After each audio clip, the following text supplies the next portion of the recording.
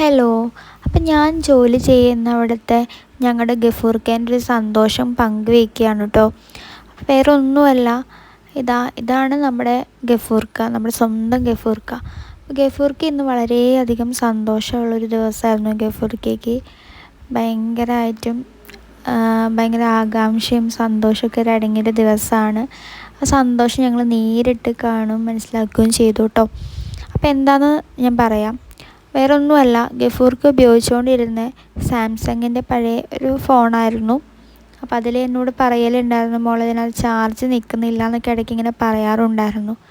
അങ്ങനെ ഗഫൂർക്കേൻ്റെ മോള് ഗഫൂർക്കയ്ക്ക് ഇന്ന് അൺഎക്സ്പെക്റ്റഡ് ആയിട്ട് ഗഫൂർക്കയ്ക്ക് ഒരു അടിപൊളി ഫോൺ വാങ്ങിച്ചു കൊടുത്തു. ആ ഫോൺ കിട്ടിയ പാടെ ഗഫൂർക്ക ആ ഫോണും കൊണ്ട് ഞങ്ങളുടെ അടുത്തേക്ക് വന്നു. ഭയങ്കര ആകാംക്ഷയോടെ ഞങ്ങളത് കൊണ്ട് കാണിക്കുകയും ഒക്കെ ചെയ്തു. ഞങ്ങളുടെ മുന്നിൽ വെച്ച് അത് തുറന്നു നോക്കുക, ഉപയോഗിക്കുകയൊക്കെ ചെയ്തപ്പം ആ ഒരു സന്തോഷമുണ്ടല്ലോ, ഗഫൂർക്കേൻ്റെ മനസ്സിൻ്റെ ആ സന്തോഷം ശരിക്കും ഞങ്ങൾ നേരിട്ട് കണ്ടു.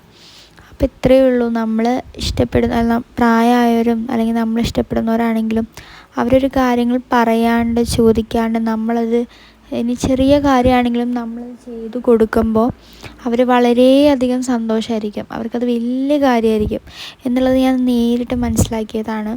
അപ്പം ഗഫൂർക്ക ഫോണൊക്കെ ഇവിടെ നിന്ന് ഉപയോഗിക്കുന്നത് കണ്ടപ്പോൾ അത്രയ്ക്കും ഭയങ്കരമായിട്ട് ചിരിയായിരുന്നു.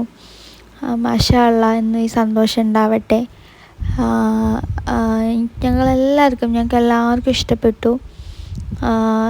ഗഫൂർക്കേൻ്റെ ഒരു ചിരി നിങ്ങൾ നോക്കിക്കേ. നിങ്ങൾക്ക് ഇഷ്ടമായോ ഗഫൂർക്കേൻ്റെ ഫോണും ഗഫൂർക്കേൻ്റെ ചിരിയൊക്കെ?